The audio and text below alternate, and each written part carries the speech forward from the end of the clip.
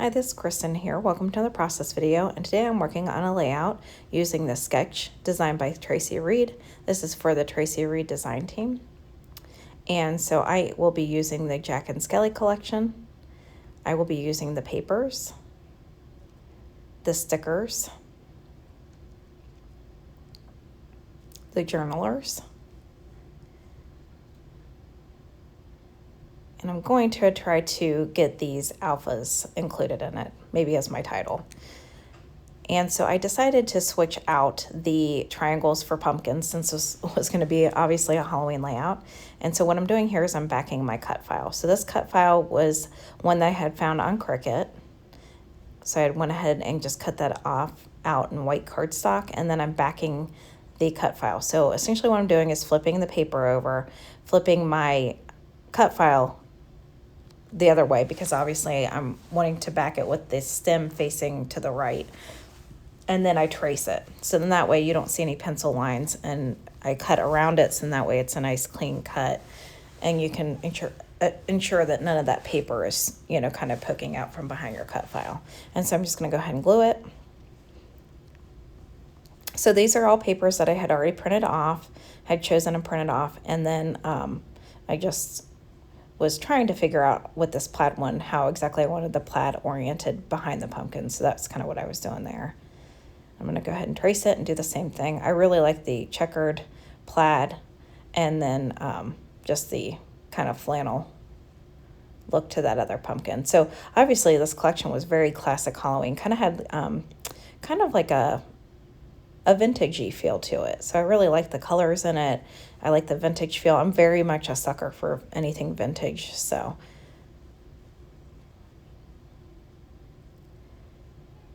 there is that other pumpkin. And so this is essentially kind of how they're going to be stacked and replace the triangles. So I decided I was going to add a little bit of mixed media to the background. I had this bat stencil, so I'm just adding some white acrylic paint with a sponge. I do end up going away from this though, because I kind of felt like it ended up looking a little bit more smudged. And especially this part did, simply because I did put the stencil down before, the paint had really dried, and I didn't clean off my stencil. So I decided to instead do some paint smears here. And this again was just to kind of break up that black background.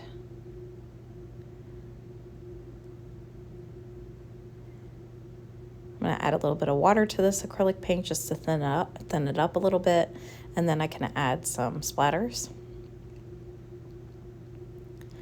So a lot of this will get covered up, but I feel like at the end, when you see the final layout, it does add a little bit to it, at least in my opinion.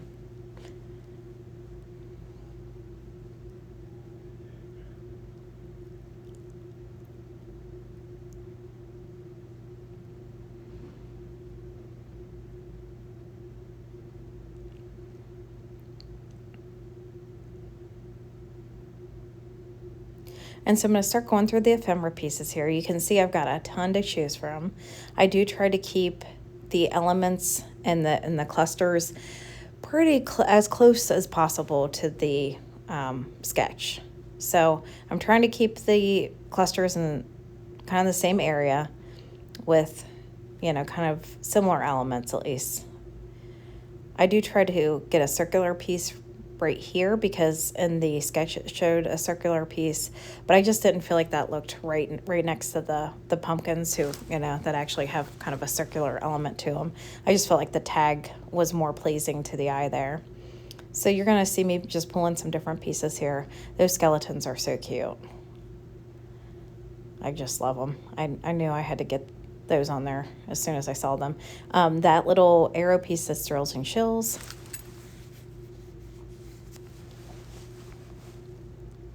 And so you can go to Traci Reed. I will include the information down below. You will have a link that you can click on, so you can go check out all of the collections that she offers. There's a ton on there. And so with those designs and those collections, they're either digital or printable. So you won't, when you order, you won't receive anything like, via mail. So it's all downloadable pieces.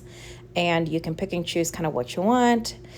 You might not want the journaler, so you can choose not to get the journaler. So it's kind of nice, so you can kind of piecemeal together what you need. And so I feel like some people are maybe a little intimidated by this. However, Traci has like a ton of tutorials. She's got, information to kind of break it down for you to make it a little bit easier. And I really feel like it's, once you kind of get used to it and get the hang of it, it's not that bad. The big thing I would say is to just ensure that you have a decent printer. So for me, I have an Epson EcoTank 8550. It's a little bit pricey to replace the ink on, but I've had mine for about over 2 years now, and I have done a lot of print and cut files off of it. I have done a lot of printing my photographs off. Like I used to send them, to another, to a photo store and have them printed off, but now I print them from home. And I have yet to replace the ink. So granted, the ink's expensive, but it does last quite a while. I really love this printer. I feel like it prints off in really good, vivid colors, really bright, crisp colors. And so I really like printing things off at home. The other thing that's really nice about her collections are that you don't have to have like a silhouette. You don't have to have a Cricut. It helps. It definitely speeds up the process for cutting these, pieces out, but you can print them off and then just fussy cut too. Or if you don't have a printer, you can send it to a photo store or a print shop and have them, print it off for you as well. So those are kind of good options. And especially if you're limited with space, it's nice because once you get collections and you start kind of, getting the embellishments and the ephemera and the papers, it really starts to kind of eat up a lot of space. Whereas this is nice because you get the files and then you can print them off as you need them. So like I printed off those 3 papers for the pumpkins, and then I also will print off 2 more papers to go behind the photographs. So I didn't print off like a ton of the papers because, I knew I was going to use them, but in a limited supply. So I wasn't going to print all of them all at once. Now the ephemera pieces, I have a tendency I'm kind of a maximalist, so I wanted the option to, put as many pieces on or not on. So I did print off pretty much all of the stickers and the journalers. So again, it makes it really nice because, if you've got limited space, you can print things off as you need them. So, and I mean, this collection, how cute is that? Like it's adorable. And I really feel like it, you can get a ton of layouts done with these pieces. And really, for the cost of it to buy it from Traci and then to print it off, I really feel like it's, it's got a lot of good value to it. So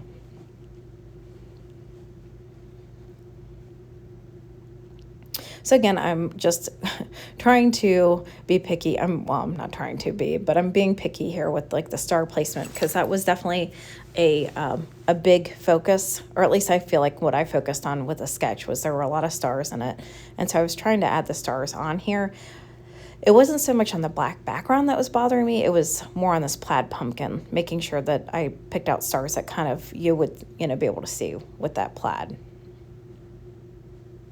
So I'm just kind of going back and forth. That little tab to the right of the picture says spooky fun or pumpkin fun. It's some variation of that. I never can read these things when I do my voiceovers because the screen is so small. And I'm usually never doing it at home, so I never usually have the layout in front of me.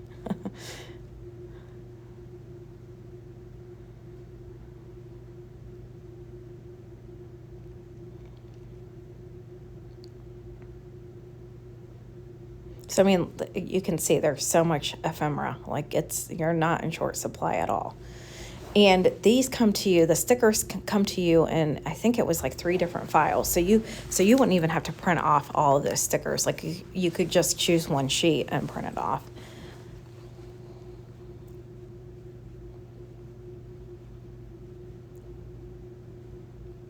But she's got instructions on how to do it on Silhouette, how to do it on Cricut. So it's, it kind of takes the guesswork out of it. And if it's something you're not comfortable with, I mean, I really feel like, she tries really hard to kind of simplify it for people.